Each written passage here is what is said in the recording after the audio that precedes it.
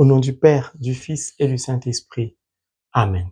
Que la grâce de notre Seigneur Jésus-Christ, l'amour de Dieu le Père et la communion de l'Esprit Saint soient toujours avec nous, chers abonnés, et sur vous qui pour la première fois regardez cette chaîne. Que Dieu vous bénisse, lui qui vous y a conduit. Si vous aimez la parole de Dieu comme moi, merci de vous abonner, d'appuyer sur le pouce levé, de partager cet enseignement. Que Dieu vous bénisse in the name of Jesus Christ. Amen. Mes frères et mes sœurs, dernier virage, on ne perd pas le temps. Je voudrais simplement vous rappeler que je suis toujours heureux et joyeux. Je souris tout le temps. J'aime beaucoup the word of God, en passé, la parole de Dieu. Vous savez pourquoi? Parce que la Bible dit, et rien ne peut nous être attribué au-delà de ce qui nous est réservé dans les cieux. Dans les cieux, voici ce qui m'a été attribué. The word of God. Je tournais autour. Je surpassais. Je survolais. J'ai abandonné. J'oubliais. J'étais pas joyeux. Ma vie n'avançait pas. Quand je n'ai plus survolé, je n'ai plus abandonné, je n'ai plus rangé dans le tiroir, j'ai ouvert, j'ai commencé à plonger ma tête dedans. Le mouvement de mes lèvres partit seul. Je suis toujours souriant parce que dès que je dois prêcher la parole de Dieu, c'est comme si je suis un autre être. Je ne sais pas comment je vais vous expliquer. C'est comme si je ne suis plus moi, en fait. Moi-même, j'ai du mal avec moi. Je vous dis la vérité. Je me dis, souvent, j'écoute les enseignements du frère Ange-Marie. Je me dis, pourquoi le jeune les sourit tout le temps? Bien sûr, qui a envie de vieillir. Moi, je veux sentir devenir blanc, mais quand même, je reste jeune. Vous avez déjà vu un esprit vieillir. J'aime tellement la parole de Dieu. Pourquoi je vous le dis? Je vous invite à savoir qu'est-ce qui vous est réservé dans les cieux, afin que vous puissiez demeurer dans la joie, dans le bonheur total. Car trop de chrétiens sont malheureux. Trop de chrétiens souffrent, ne sont pas joyeux. Mieux, l'enseignement d'aujourd'hui va vous permettre de comprendre comment obtenir la faveur de Dieu, comment voir sa prière exaucée, comment voir nos intentions toucher le cœur de Dieu et avoir la réponse. Dans quelles conditions Dieu peut nous accorder ce qu'on lui demande? C'est l'enseignement du jour. On y va, on ne perd plus le temps.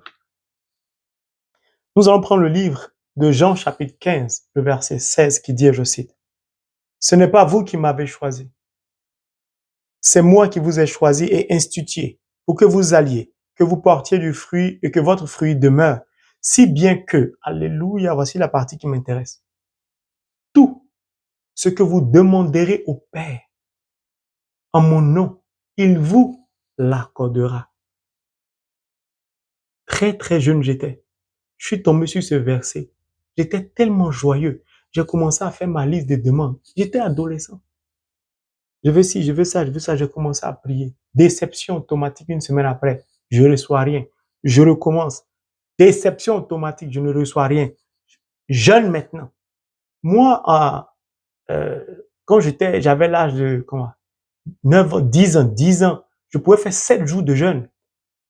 Non, le Saint-Esprit m'a pris il y a longtemps. C'est parce que je suis têtu quand même. Enfin, j'étais têtu quand même. 9 ans, 10 ans, jeune, avec des psaumes, versets bibliques, tout. Je prie. Je retourne dans le monde. Vraiment, quand on est charnel, ça ne marche pas avec le spirituel. Et je dis, Seigneur, je jeûne.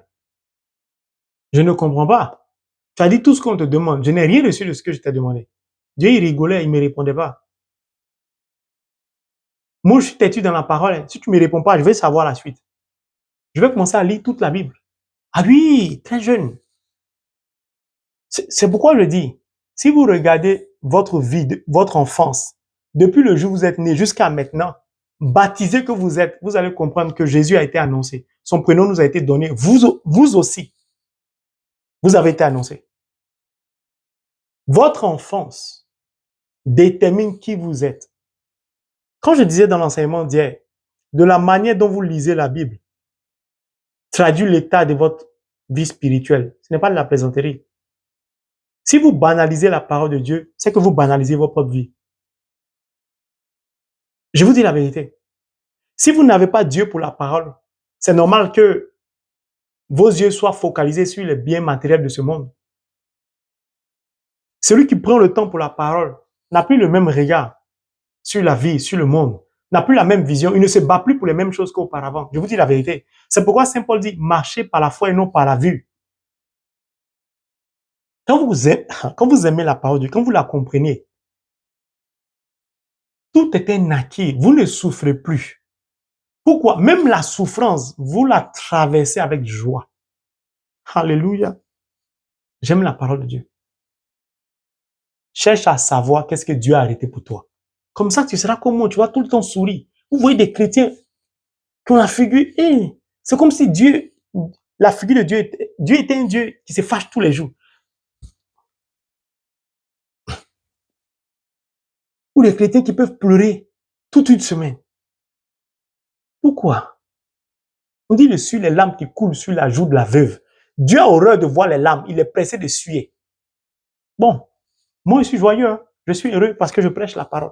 Quand je prêche la parole, que ton nom soit béni, Seigneur, pour l'amour que tu me donnes pour ta parole. D'ailleurs, c'est toi qui m'as choisi, donc je ne fais que me laisser conduire.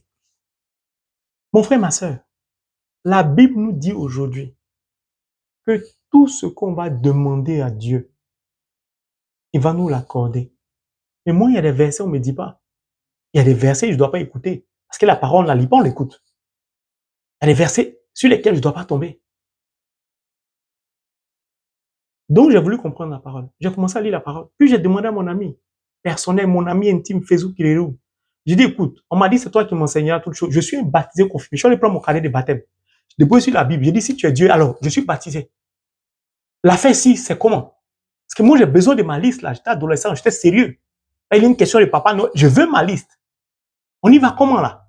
Le Saint-Esprit va venir. Vous savez comment le Saint-Esprit va faire? Il va faire comme vers de terre qu'on met sur la maison pour attirer le poisson. Je vais commencer à lire la parole de Dieu à 10 ans, 11 ans. Je vais lire pendant 1 heure, pendant 2 heures, pendant 3 heures. Après, il dit non, c'est bon. Et je tombe sur un chapitre. Je dis, ok, c'est la dernière page. Et puis j'arrête. Quand je tombe sur la dernière page, j'ai envie de connaître la suite de l'histoire ou de l'affaire dont parle le chapitre que je suis en train de lire. Je dis, ok. Et puis j'y vais comme ça. C'est comme ça que le Saint-Esprit m'a blagué et m'a attiré. Le Saint-Esprit a des stratégies. Hein? Puis j'y vais. Et puis je me rends compte que ça fait 5 heures que je lis la parole de Dieu. Pendant que mes camarades sont en train de jouer. Je dépose la Bible, je m'en vais. Mais je ressens le besoin de revenir encore le lendemain. Et puis après, je ne comprends pas. Je ne comprends plus même. Je n'arrive plus à m'en passer. Le Saint-Esprit m'a piégé mal même. Il m'a tiré, je suis tombé dans le filet. Puis, il était sûr que j'allais continuer. J'allais la mettre en pratique. Mon Dieu, il s'est trompé sur moi. Devenu adolescent, teenager, jeune. Dans le monde. Oubliez tout ce que je lisais. Mais Dieu n'est jamais pressé si tu gardes la parole en ton cœur. La parole est une sémence. Elle va produire tôt ou tard. Tôt ou tard, on va rattraper. La preuve, je suis devant vous. Et puis, je me rends compte que maintenant, je suis plus joyeux qu'avant. Je suis plus tranquille. J'ai plus la paix qu'avant. Pour rien, je souris. C'est-à-dire que tout me plaît. Tout. Je ne cherche plus la richesse, les biens matériels. Je cherche toujours à aller à la messe, au Saint-Sacrement, à lire la parole de Dieu, adorer. J'ai pas une bonne voix, mais j'ai besoin toujours de prêcher la parole aux gens, de leur donner des conseils. J'ai besoin, voilà. Alors, j'ai compris que l'école a des restrictions. Le monde a des restrictions. Le travail, il y a des restrictions. Pour obtenir un diplôme, il y a des restrictions. Pour réussir dans la vie, il y a des restrictions selon le monde. Partout où tu passes, les sociétés dans lesquelles nous vivons, il y a des restrictions partout. Mais je découvre qu'avec Dieu, avec le Christ, avec la parole de Dieu, il n'y a point de restrictions. Parce qu'il me dit tout. Tout. Ce que je demande à Dieu, il va me l'accorder. Mais je dis, s'il n'y a pas de restrictions, pourquoi le monde nous impose des restrictions? Parce que Dieu est amour. Le monde n'est pas un monde d'amour. C'est un monde de ténèbres. Pourquoi? Parce que le patron de ce monde, le prince de ce monde, c'est le diable. Il est venu pour nous détruire, pour nous torturer. C'est pourquoi je m'étonne de savoir que beaucoup de chrétiens baptisés ont toujours peur de la sorcellerie, de l'idolâtrie. Mais ce sont les agents du diable. Ils sont venus sur cette terre pour nous détruire. Pourquoi vous voulez que j'aie peur de la sorcellerie, de l'idolâtrie? C'est leur travail. Et ils font leur travail sérieusement. Le diable travaille sérieusement. Mais moi, en tant que baptisé, qu'est-ce qui m'empêche de travailler sérieusement? Pourquoi? Je suis revêtu de l'Esprit Saint. C'est tout. C'est parce qu'on ne se prend pas au sérieux. On ne prend pas notre travail au sérieux, c'est-à-dire le sacrement du baptême. On ne prend pas ce bijou que nous a donné Dieu, la puissance que nous a donné Dieu, la parole de Dieu, on ne la prend pas au sérieux. C'est pourquoi on a des difficultés. C'est un trésor inestimable. Mais on est tellement habitué à voir tout ce qui est trésor inestimable, rare, et pas à la portée de tous, que ce trésor est tellement à la portée de tout le monde que ça ne nous dit plus rien. Parce que pour avoir le diamant, il faut le creuser. L'or, pourquoi on détruit le Centrafrique, on détruit le Congo, on va piller les matières premières, parce que tout est caché. Or, ça, c'est à notre portée. Et ça, c'est plus important que ce qui se trouve dans nos sous-sols. Mais on préfère aller faire travailler des enfants à la mine, plutôt que d'apprendre à nos enfants à lire la parole de Dieu pour réussir. Quelle contradiction. Alors là, je découvre.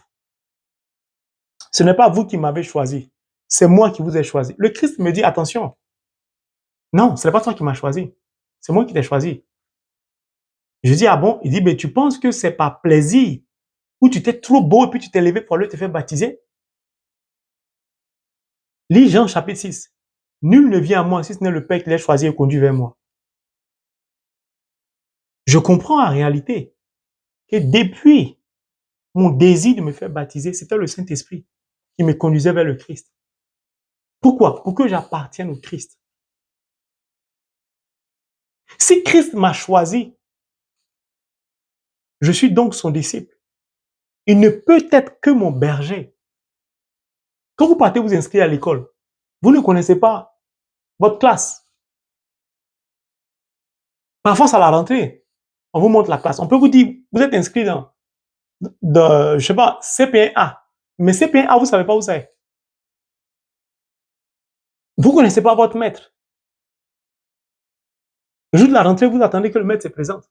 Oh là, la Bible me dit que c'est Jésus qui m'a choisi. Mon maître, je le connais d'avance. Vous savez, les disciples, les Matthieu, les Paul, les Jean, ils n'ont pas eu le privilège que nous on avait, que nous on a aujourd'hui. Le prophète Isaïe, ils n'ont pas eu le privilège, c'est-à-dire ça, la parole de Dieu. Eux, ils ne savaient pas tout ça. Mais nous, on est au courant de ça maintenant. Mon maître, donc mon berger, c'est le Christ. Pourquoi m'a-t-il choisi? Que veut-il m'enseigner? L'enseignement précédent, il veut m'enseigner la parole. Mais pourquoi il veut m'enseigner la parole? Il veut me faire découvrir Dieu au travers de la parole. C'est pourquoi il dit, il m'a choisi et il m'a institué. C'est-à-dire, il a fait de moi un témoin par mon baptême.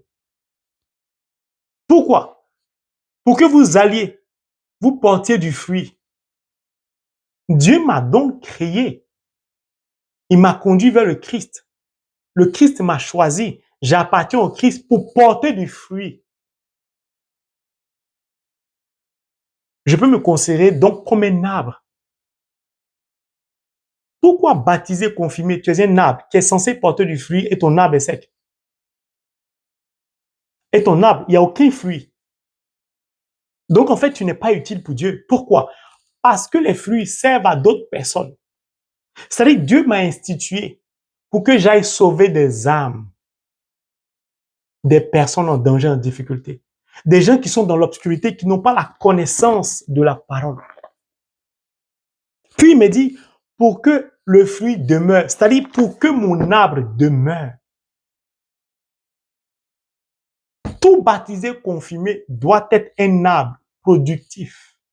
Un arbre qui produit des fruits. Mais pour qui? Mais pour les autres.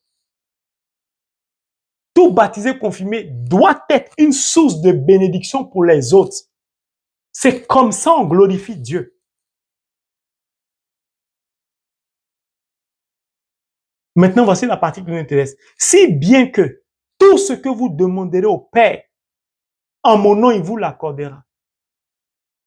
Le Christ nous dit aujourd'hui clairement, la seule manière d'obtenir d'abord un résultat, c'est de nous adresser au Père. Vous envoyez une lettre recommandée, une lettre de résiliation, une lettre de demande d'emploi. À la fin, vous signez cordialement, frère Ange, vous signez. Le Seigneur dit, ta liste de demandes, le courrier que tu vas adresser, tu sais à qui tu dois l'adresser, adresse-le au Père qui est dans les cieux. Puis, au lieu de signer frère Ange, il va tarder à te répondre. Il faut signer Jésus-Christ, mon frère aîné. Quand il va voir Jésus-Christ, il va se presser de répondre.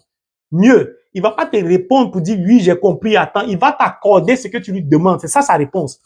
Dieu ne sait pas écrire, il ne perd pas le temps à écrire. C'est pourquoi il a dit à Moïse, monte au sommet du mont Sinaï, écris ce que je te dis.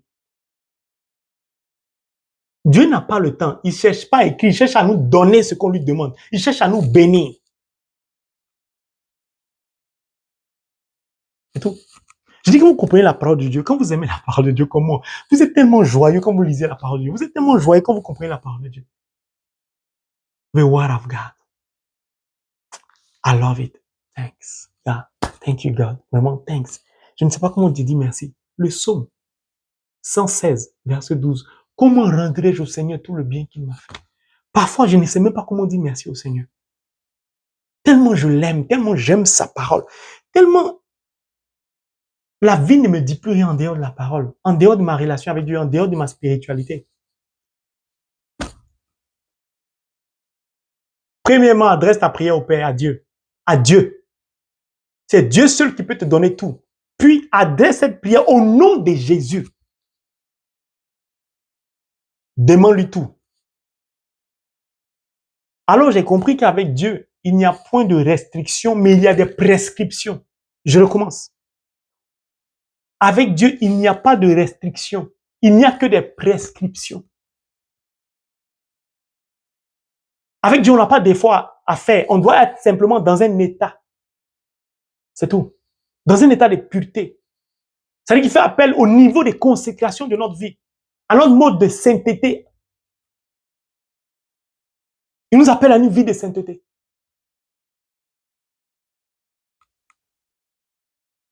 Dans quelles conditions je peux donc tout demander à Dieu? Puisque je sais maintenant que je dois tout demander au Père, au nom de Jésus. Mais dans quelles conditions je peux demander tout? Le tout, là.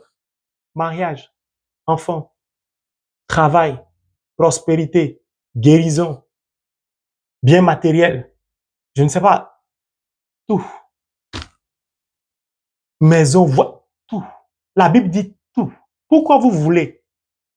Il n'y a pas de restriction. Pourquoi vous voulez que je fasse une prière de restriction?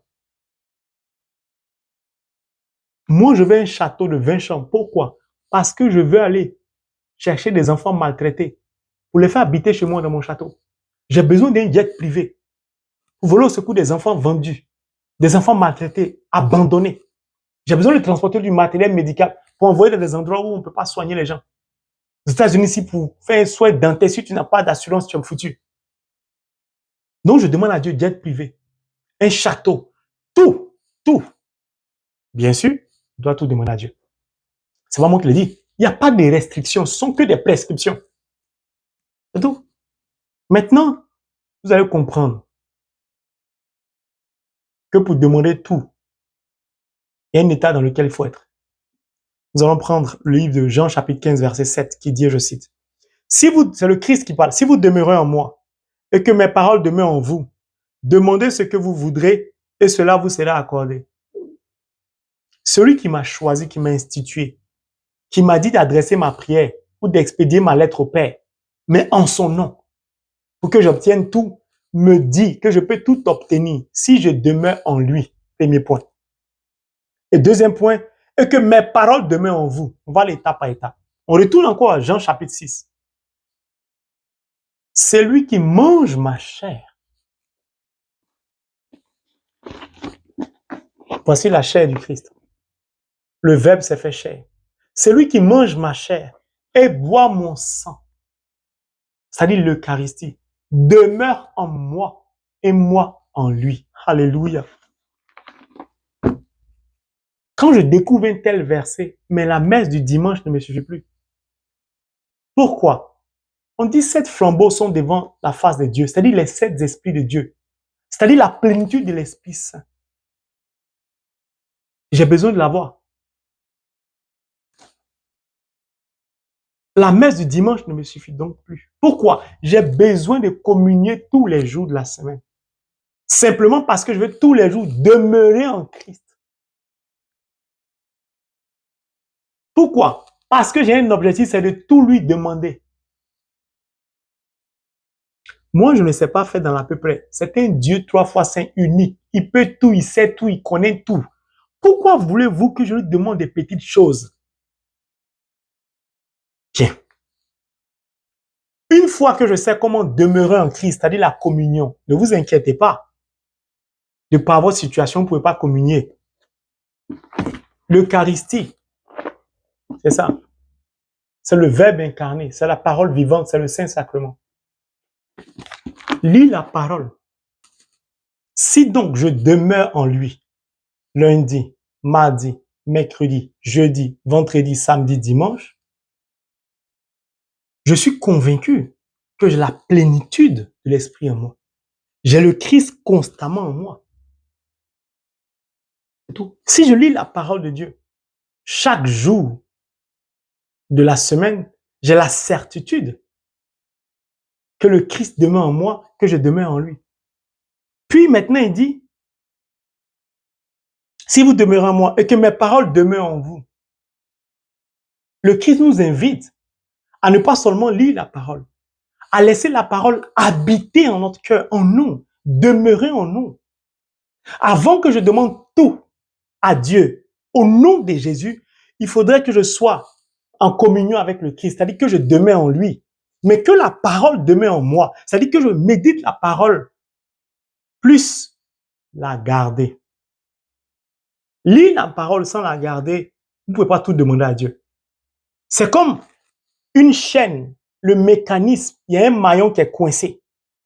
Le mécanisme s'arrête, la chaîne ne fonctionne plus. La communion ne suffit pas.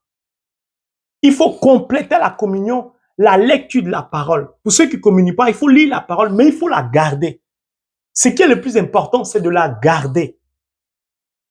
C'est pourquoi, quand je lis la parole, je stabilote. C'est-à-dire, je prends un marqueur, le fluor. Puis, quand j'ai fini de lire la Bible, de la relire, je ne lis plus la Bible. Je commence à lire tous les versets que j'ai stabilotés. Je peux passer 2-3 heures à réciter, à étudier, à apprendre par cœur les versets, pas les références forcément. C'est en récitant les versets, en les lisant, en les apprenant, en récitant, comme si j'étais à l'école, que je vais finir par garder tout ça en mon cœur. Et c'est ce qui va me permettre maintenant de tout obtenir de Dieu.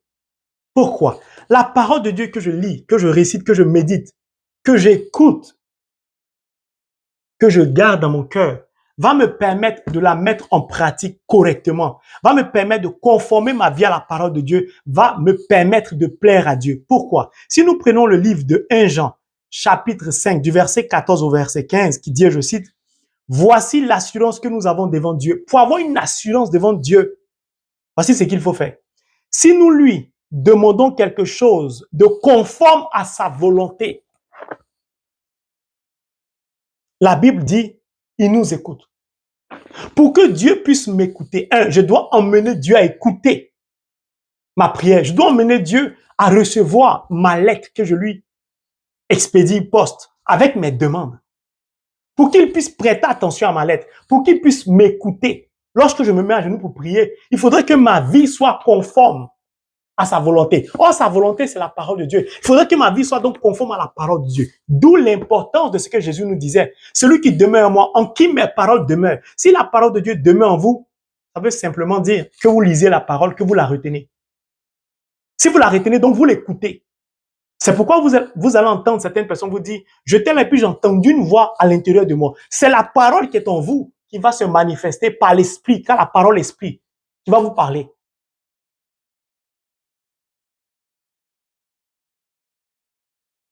Donc, d'abord, il faut emmener Dieu à m'écouter. Pour cela, il faut que ma vie soit conforme à la parole de Dieu. Puis, il dit, si nous lui demandons quelque chose de conforme à sa volonté, si ma vie est conforme à la parole de Dieu, à sa volonté, tout ce que je vais lui demander, tout doit être conforme à la parole de Dieu. Tout ce que je vais lui demander en dehors de la parole de Dieu, il n'y aura pas de résultat. C'était mon cas avant. Pourquoi? Je survolais la parole de Dieu.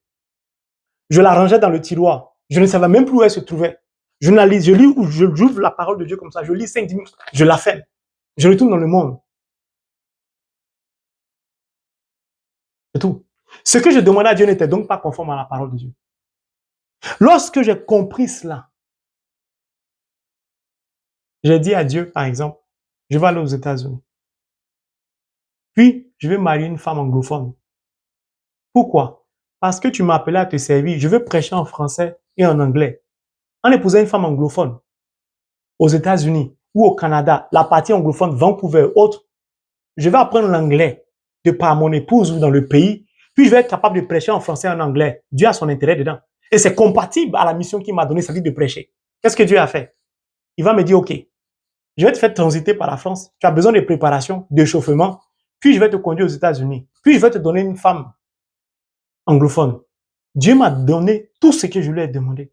Pourquoi? Parce que c'était compatible à sa parole. C'était compatible à son projet qu'il avait arrêté dans les cieux pour moi. Rien ne peut nous être attribué au-delà de ce qui nous est réservé dans les cieux.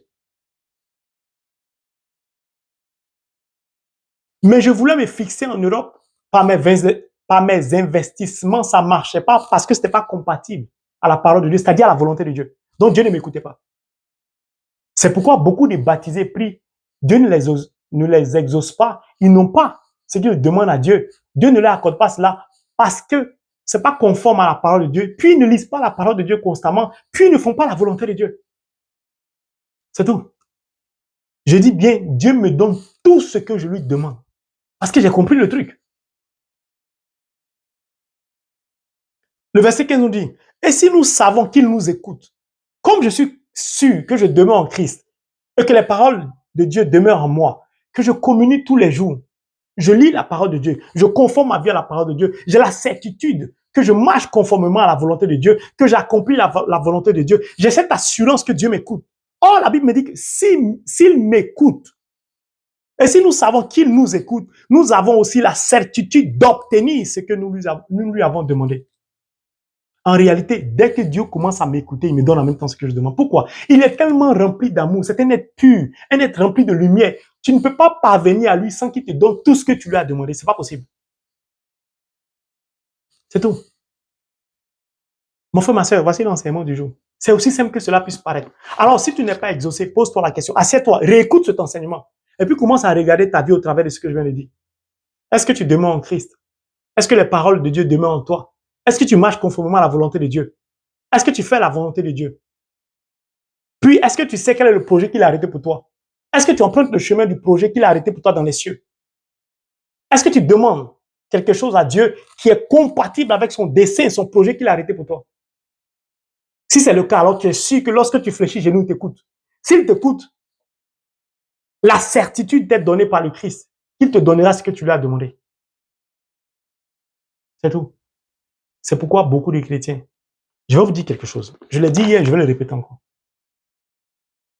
La manière dont tu lis la parole de Dieu traduit l'état de ta vie spirituelle. Tu vas tout comprendre.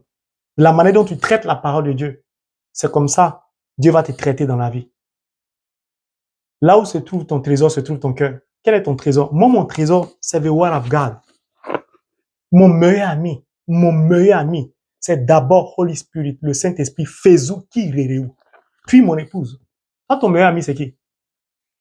Oh, si c'est ton meilleur ami, la Bible dit que Dieu ne fait rien sans le révéler à quelqu'un. Toi, est-ce que tu cherches à lui dire ce que tu veux faire? Puis, est-ce que tu attends son conseil? Ou bien tu lui dis, tu lui donnes l'information et puis tu quittes là. Parce qu'une information, ça ne se discute pas. Hein. C'est pourquoi beaucoup de chrétiens sont malheureux. Beaucoup de chrétiens souffrent. Beaucoup de chrétiens sont dans des difficultés. Parce que ces chrétiens s'entêtent à faire leur propre volonté. Mais en voulant inclure Dieu dedans. Je lis la parole un peu, je ne comprends pas pourquoi je vis ça, mais parce que tu n'es pas conforme à la parole de Dieu. Je vais te donner un exemple. Moïse était un être humain comme moi. Il a levé la main s'est séparée en deux. Josué était un être humain comme toi. Il a regardé le soleil. Il dit, soleil, arrête-toi sur Gabaon. Le soleil s'est arrêté. Josué a retardé le calendrier. Il a bloqué le soleil pendant une journée. Il a changé les jours de la semaine. C'était un homme comme toi, comme moi. L'ombre de Pierre guérissait les malades. Élie n'est pas mort. Des chars de feu sont venus le chercher. Élisée, on n'en parle pas, il a ressuscité des morts. Samuel ne laissait... Mais qui es-tu, frère? Qui es-tu, sœur? Pourquoi toi, quand tu demandes quelque chose à Dieu, ne le fais pas? Ézéchias devait mourir. Il a tourné sa face contre le mur. Il a dit, mais quelle affaire? Mais moi, je vais vivre. Dieu a prolongé sa vie de 15 années en plus. Pourquoi? Parce qu'il marchait conformément à la volonté de Dieu et faisait ce que Dieu voulait. Mais ce n'étaient pas des hommes parfaits. Ils étaient imparfaits, mais avec un Dieu parfait. Le problème, ce n'est pas parce que tu es imparfait. Le problème, c'est que tu sais que tu es imparfait, puis tu refuses de faire la volonté de Dieu. Que l'Esprit Saint te donne de réécouter cet enseignement et de commencer à mettre en pratique ce que la parole te dit. Pour que toutes tes demandes te soient accordées in the name of Jesus Christ. Amen. Que Dieu vous bénisse.